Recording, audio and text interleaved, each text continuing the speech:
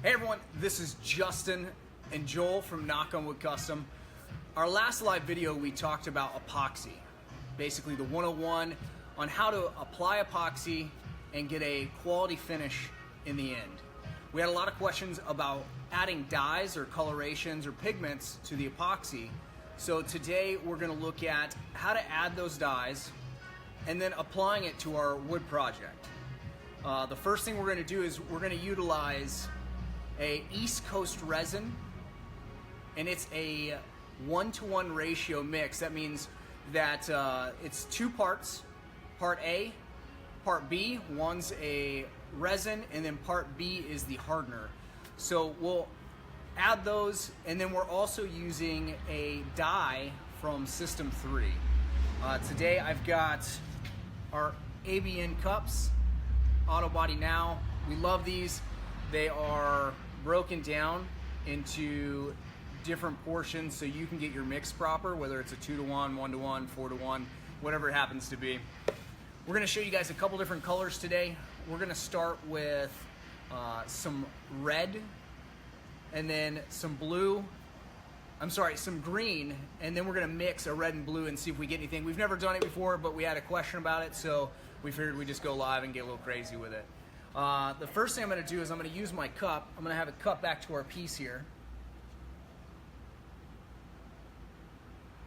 Our project piece is scrap black walnut, so we can show you guys. It had some blowout from figuring that was here when it got planed. So what we've done with this is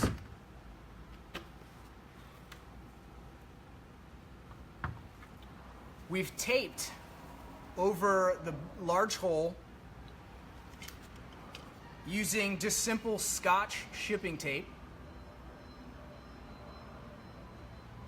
We like to make sure that we layer long ways and then we cross the other way. This provides support, especially when you have a large hole.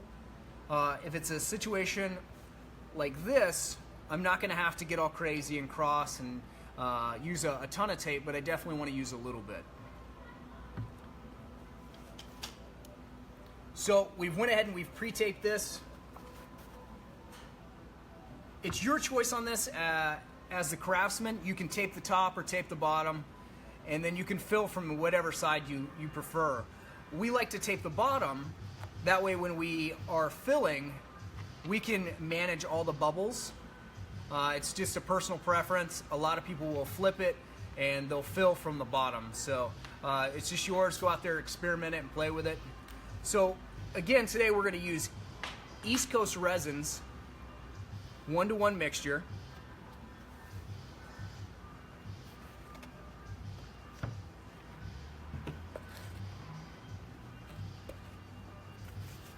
On this guy, part A, we're going to use 2 ounces.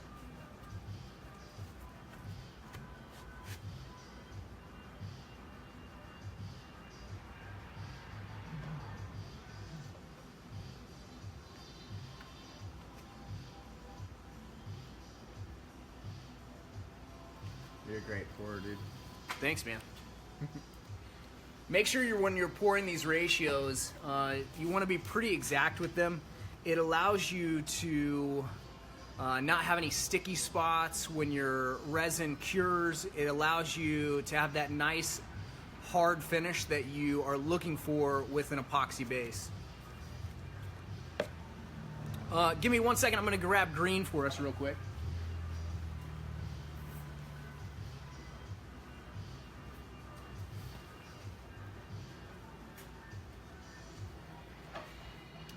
This is System 3. It's a green liquid epoxy dye.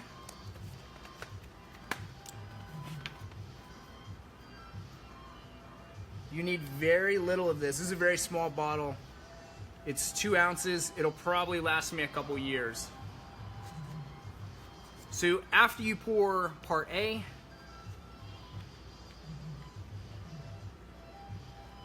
you just need a little bit of dye. See that close.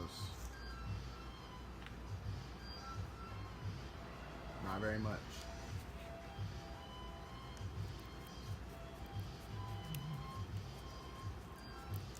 You can get a green tint that is light and transparent, or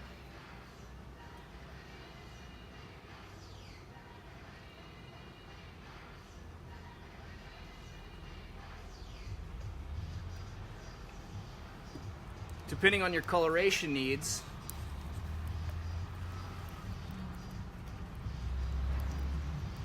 you can add more and get a darker color.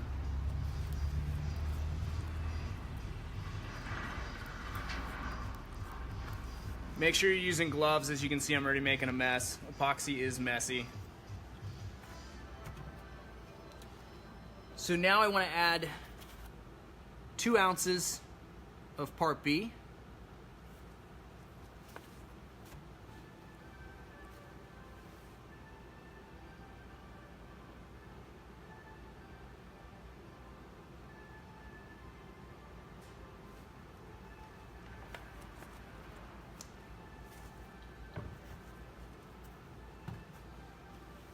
And now we're going to mix this.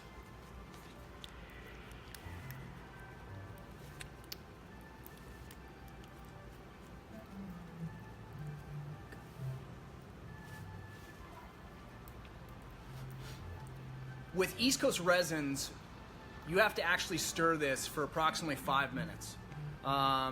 Resins are different, so we had a lot of questions about this. You know, why is my finish tacky? You know, it's a situation where you potentially could have not stirred long enough and the solution didn't mix properly, or simply your ratios were incorrect. It's something that we found when we first started with epoxy, so that's why we have things like these Autobody Now cups.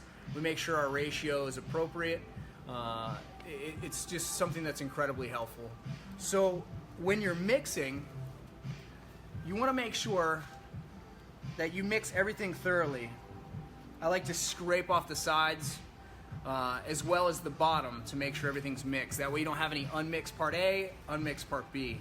Now when you pour your epoxy, you don't want to scrape it all out of the sides like you were when you were mixing it and then pour it. You actually just want to pour it and let it go. You don't want to carve any unused or unmixed portions of A or B off the walls at that point. Christine wants to know if you should be wearing a mask. That's a good question. I'm going to answer this in 2 different ways. This is an art epoxy. It's a 1-to-1 ratio and it has a very minimal chemical gas output.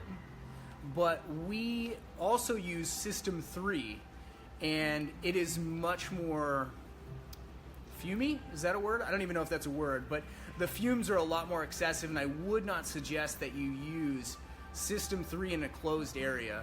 Additionally, I know you guys can't see this, but we're in a large, couple thousand square foot facility. We've got a large bay door open as well as the back door, so we have a lot of air circulating.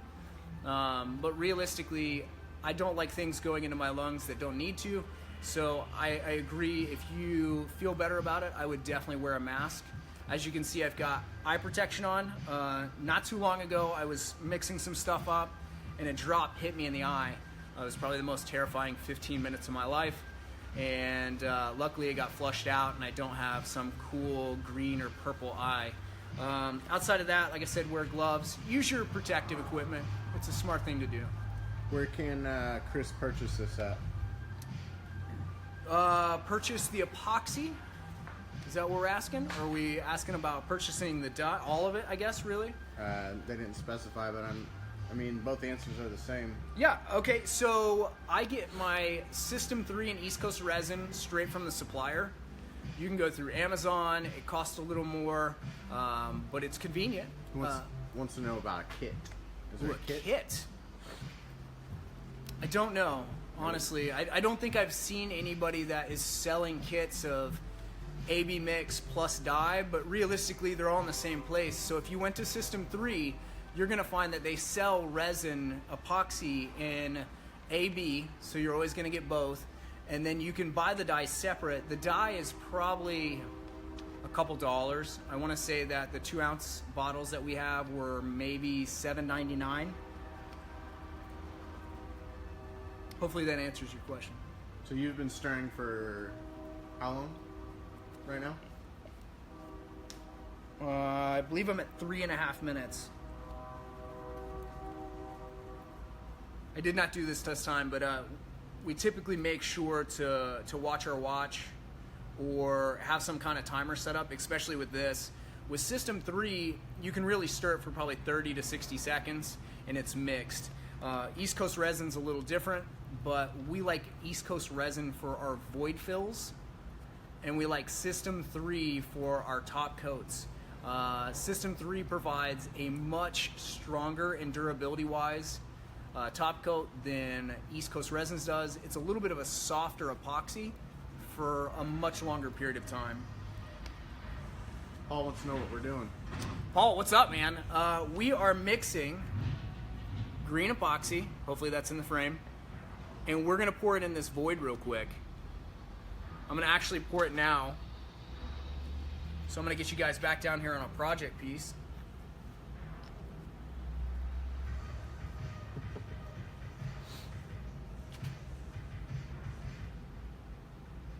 Since the void's big enough, I can pour it directly in it.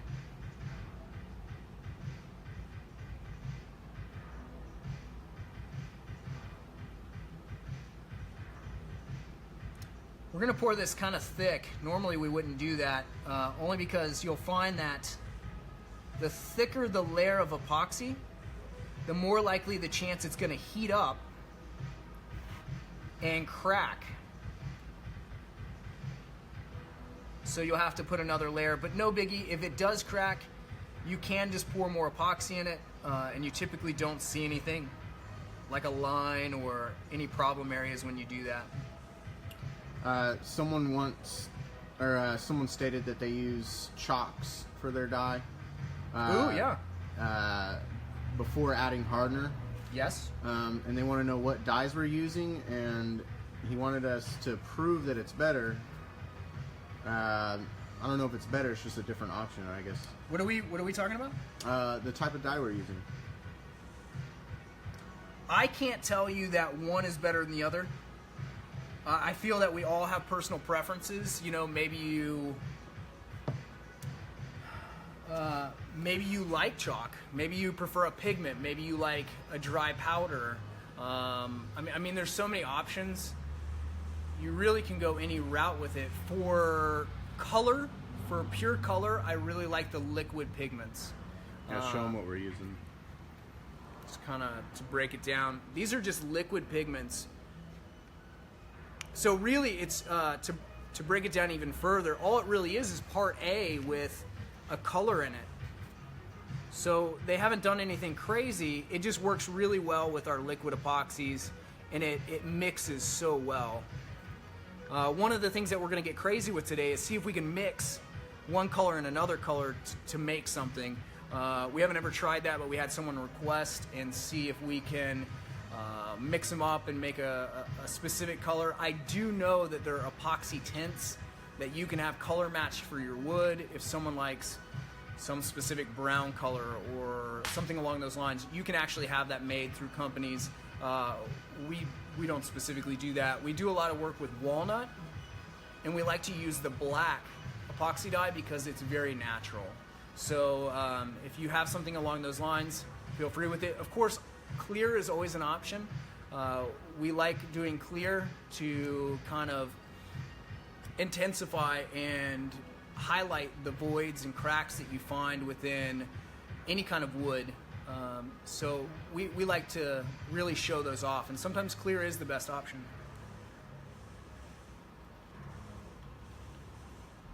How deep can you pour before you're in trouble? To be honest, we try not to pour more than like an eighth of an inch, maybe even a max out at a quarter. This was a super deep pour, and it's just to fill it so you guys can see the coloration on there. And now I'm having fun with green.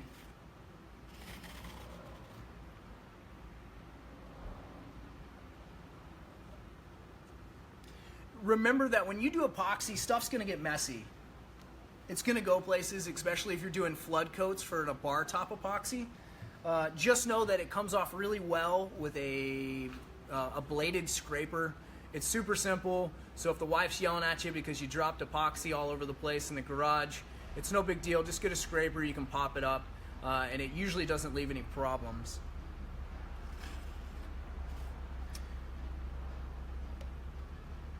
Awesome.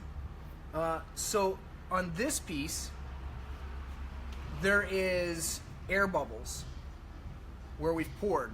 That's another thing with how thick you pour it. If you pour it too thick, you're going to have issues with air bubbles not being able to escape. So that's one of the reasons you want to maintain a real light pour. Again, this is just for demonstration purposes.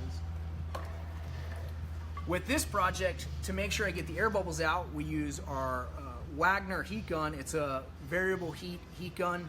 We like to just stay on low so we don't scorch our epoxy.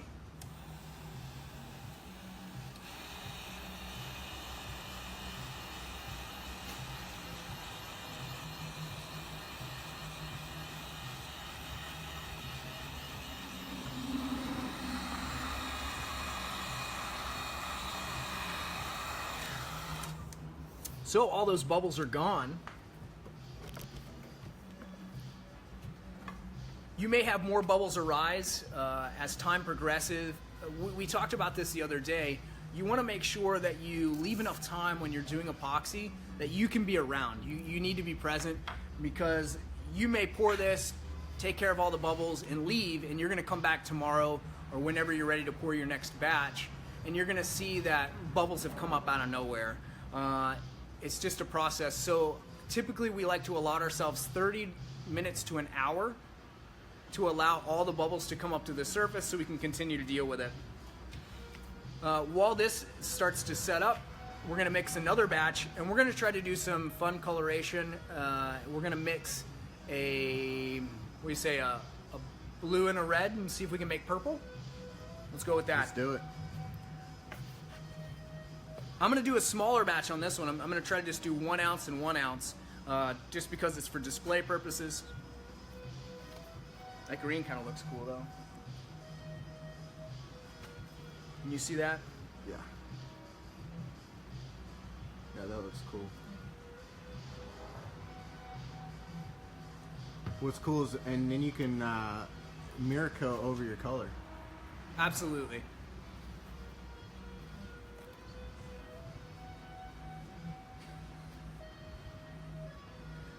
Can you seal the wood so bubbles don't happen?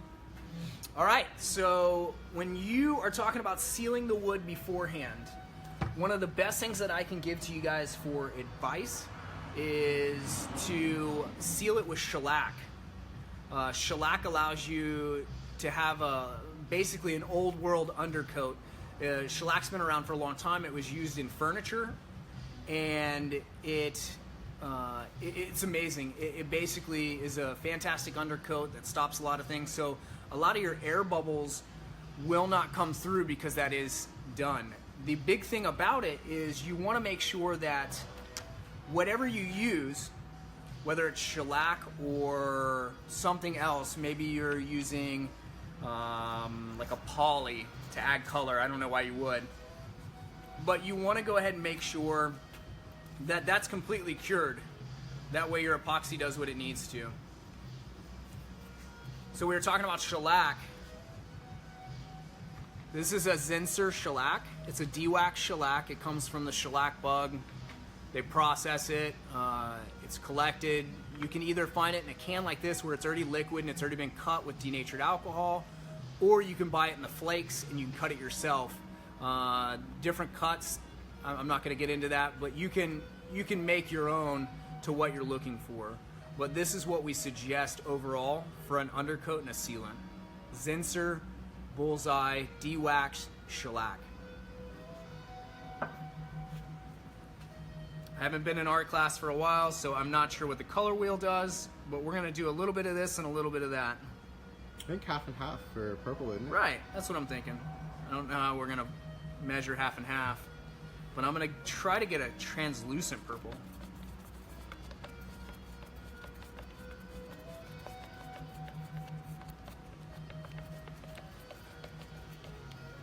So this is just a little bit of red dye.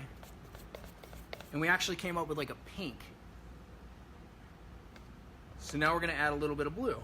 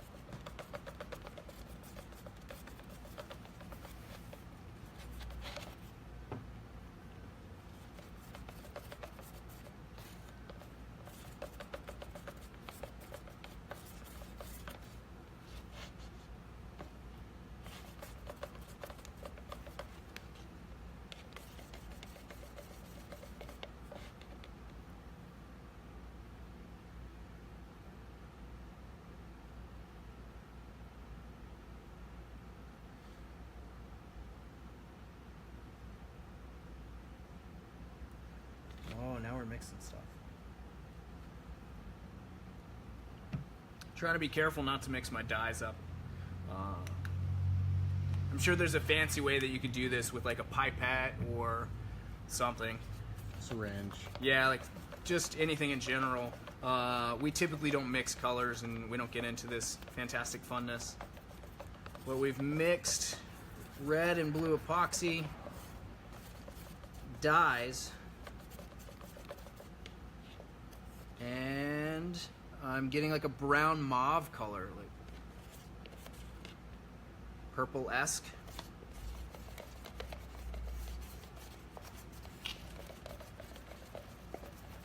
Maybe more blue? Yeah, I'm gonna try a little more blue again.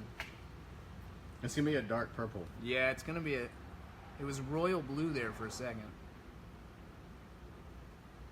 Ah. This is that whole like getting that half and half correct. Yeah, right?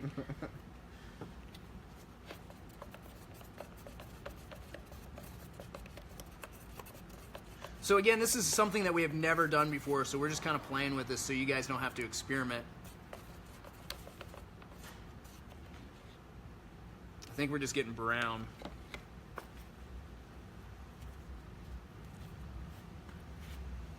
Is that just color you added?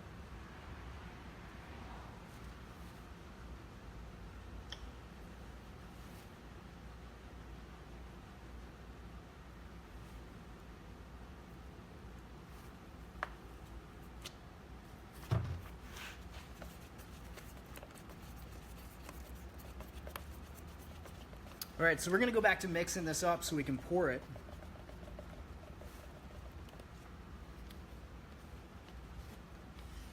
We're gonna see what this looks like. On the stick, it's giving me like a nice deep purple color. Bring that in close. I don't know if you can see it from there. We're It's gonna have really dark. Yeah. When you spread it, it should. Yeah, we'll see what it looks like when we spread it.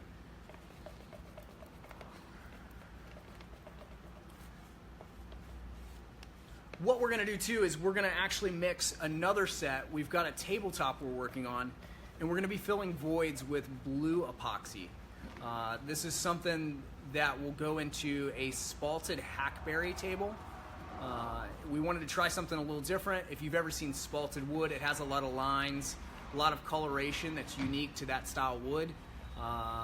And it's something that we wanted to get a little crazy with, so we went with a royal blue to fill all of our cracks and our soft spots. And we're gonna fill that today so you can see that as well.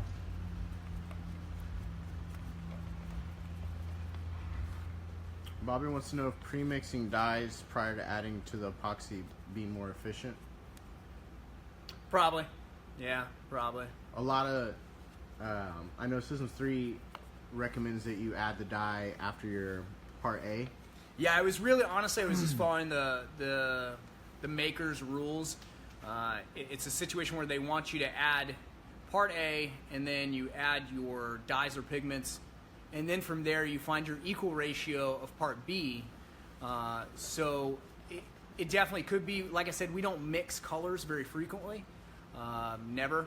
So this is an experiment for us as well. I would definitely try playing with that. I mean, if you could find a way to mix those two dye pigments and then from there put it into your Part A solution, sounds logical to me. I'm going to go ahead and pour this. Such a small batch, I didn't have any problems working it up.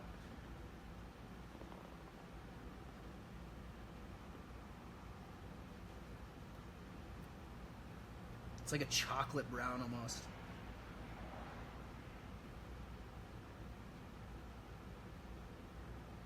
I wonder if you can just buy purple. Oh yeah, you can. I get it. Like what kind of colors can you get? So as far as colors go, there's a pretty wide range. Like we were talking about just a moment ago about you can buy colors that are either pre-done to match your wood style, or you can mix them yourself. I don't know that I would want to constantly be mixing my own epoxy, but standard colors are available. We have green, blue, red. There's a lot of different basic options. And then you can get into your glow in the dark, you can get into your turquoise.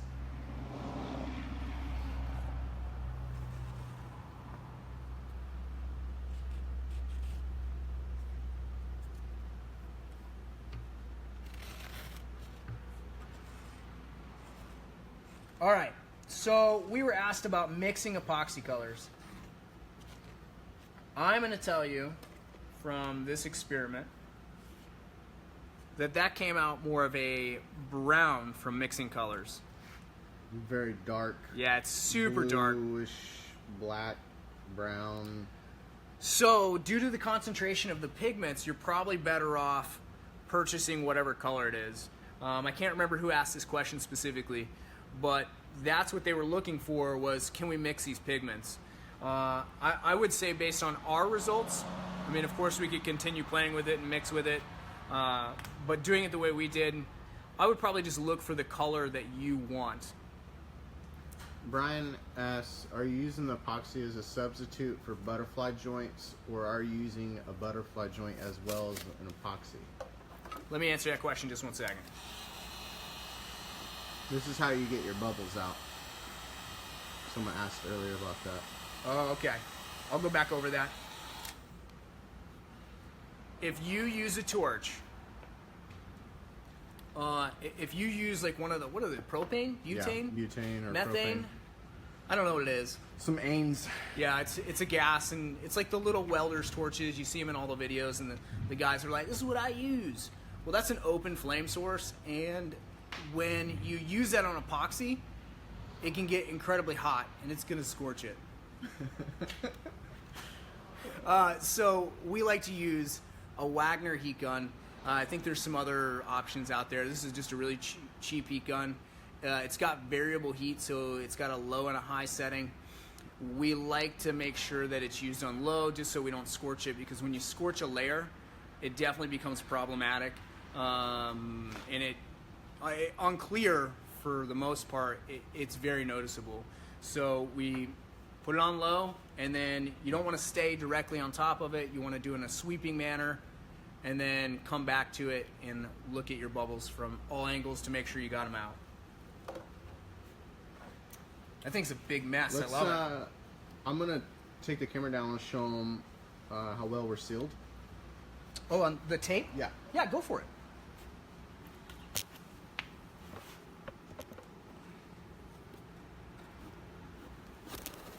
I don't know if you can see.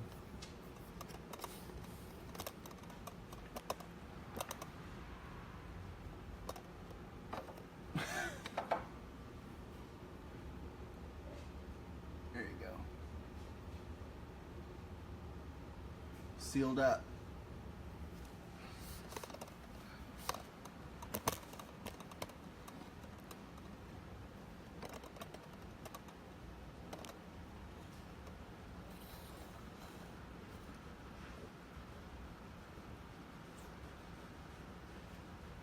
Justin went to go get another mixing cup because we're gonna do some blue.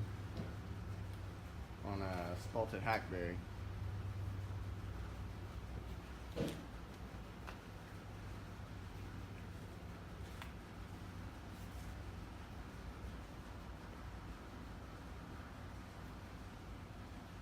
Right now, if you're just coming on, we're playing with some colored epoxy today. Doing some void fills and some translucent, experimenting a little bit. There's a red we did. This is multiple pours of a red epoxy. You're gonna have different people say different things.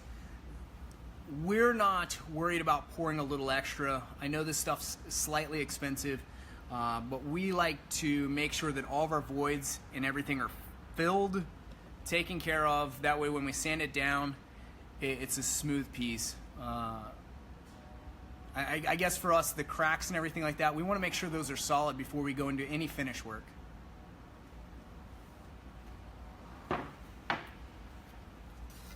So I'm going to mix up some more blue. Put my gloves back on. One of the things I will say with epoxy is, if you're calculating this as a shop, make sure you calculate in the small stuff, because all your gloves, your stirring sticks, your cups, all of those are going to be one time and wasted. That's something that you really want to think about in a process of doing epoxy. Just like any other finish, there is a little bit of cost that goes with it. Specifically with epoxy, the cups are probably some of the worst. Cost-wise, that's something that you're going to go through multiple cups.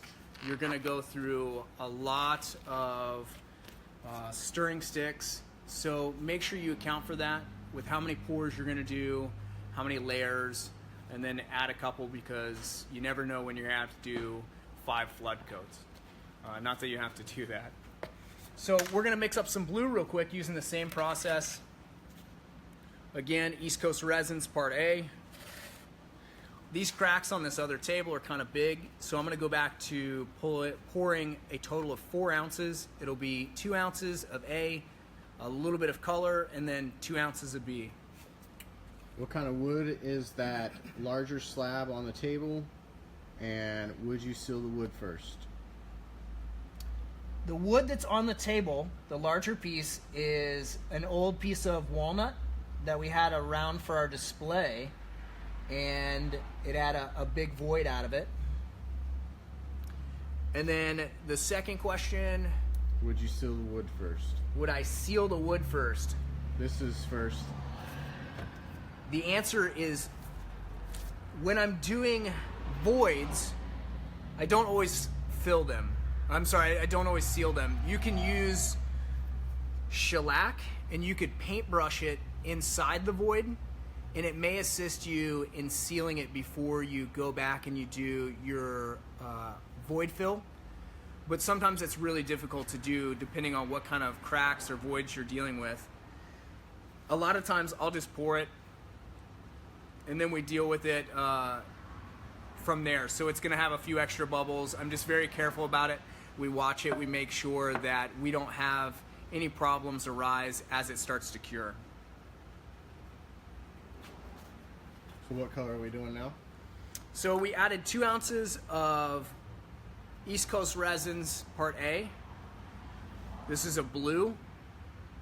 Again, you can use a pipette, a syringe, or you can mix it to find whatever coloration that you want. Personally, on this table, we're doing a dark color, so I'm not worried about using a good amount of pigment.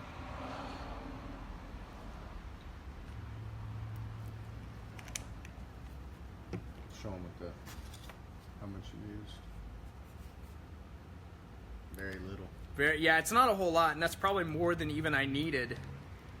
But I want to make sure that the color's consistent from last time, because we're going for an incredibly dark blue. My wife's a fan of blue, so we're putting it in her coffee table for Christmas. Don't tell her what I got her though, okay guys? I don't want her knowing yet. I like to mix my pigment into Part A and then add Part B.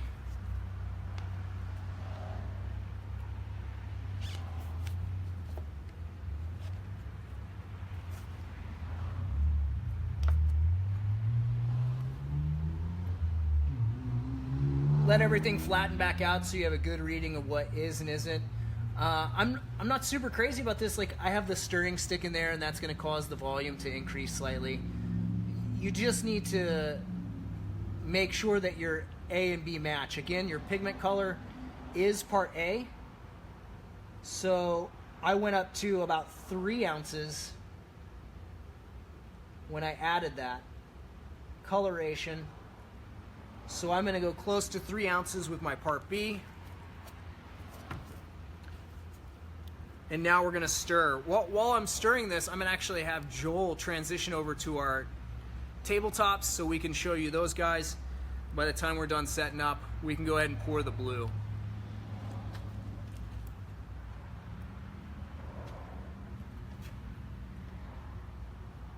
You've done how many coats already?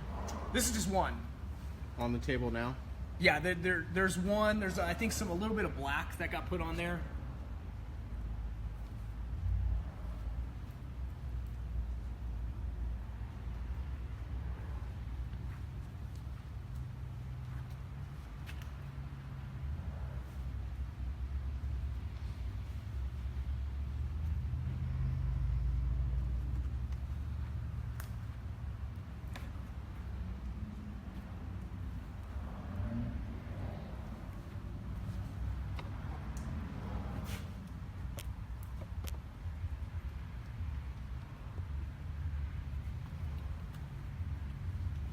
With epoxy, you want to make sure that when you pour your voids that you go over. You want to actually overfill.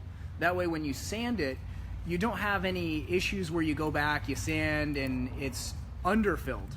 That'll mess with the smooth tabletop in the end. So we like to make sure that we fill it with enough that when we sand it, everything goes back to flat.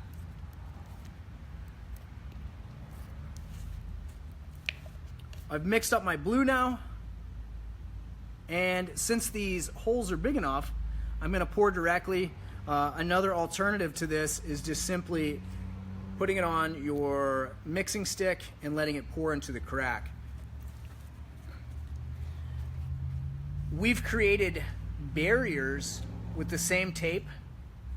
You could get crazy here and I guess make a metal frame or carbon fiber steel it or whatever it happens to be, but the tape works just fine, especially if you're trying to make sure that your expenses don't get crazy.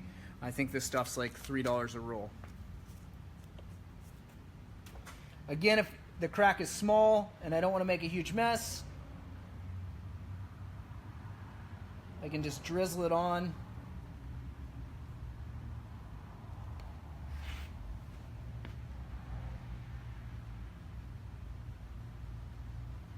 Guys, if you have any questions, be sure to leave it in the comments and we can get to it while we're live here.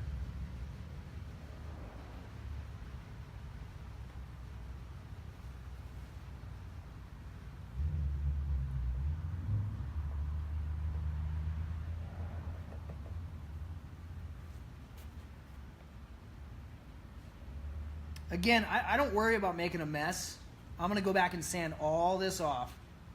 So as you can tell, I've got epoxy everywhere. It's kind of like was that Jackson Pollock that had crazy fun, and They want to know what kind of tape we're using. oh, go for it.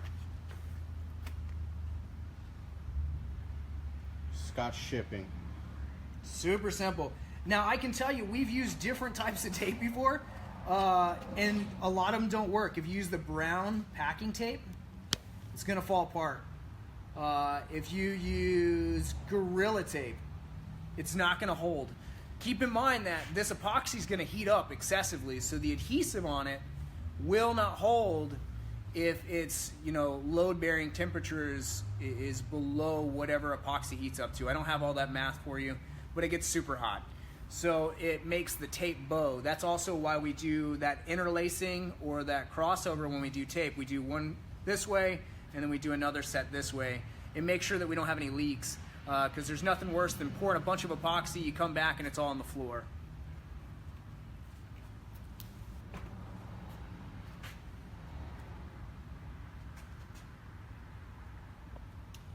Spalted wood is very specific. It's a lot softer. It's gone through the process of naturally breaking down,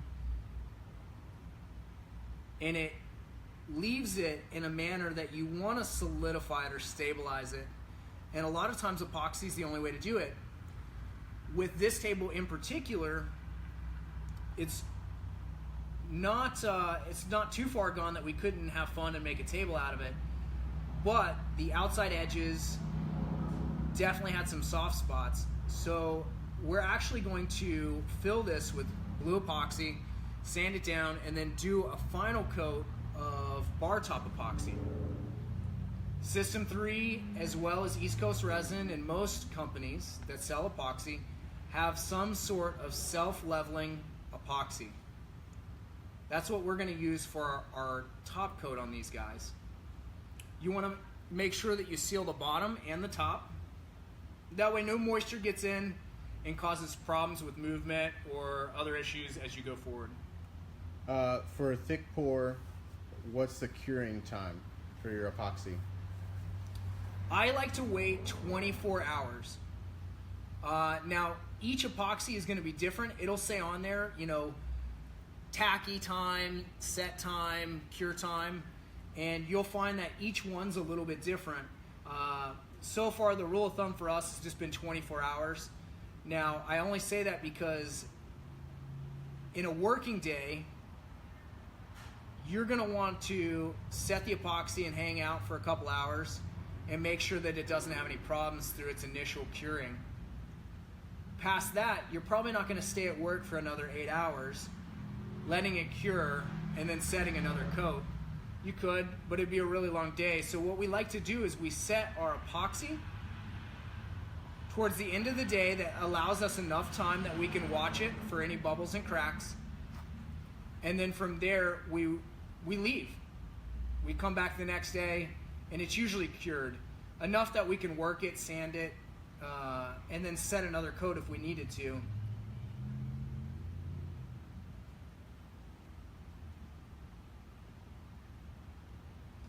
You can get different hardening times as well.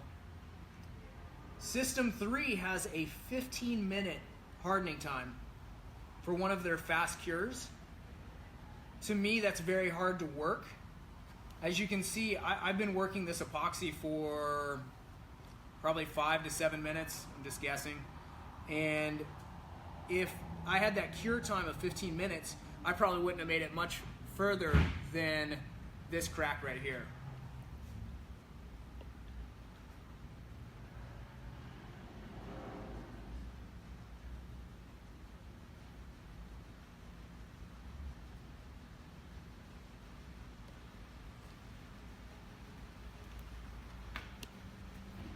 All right, guys, coloration with epoxy, super simple.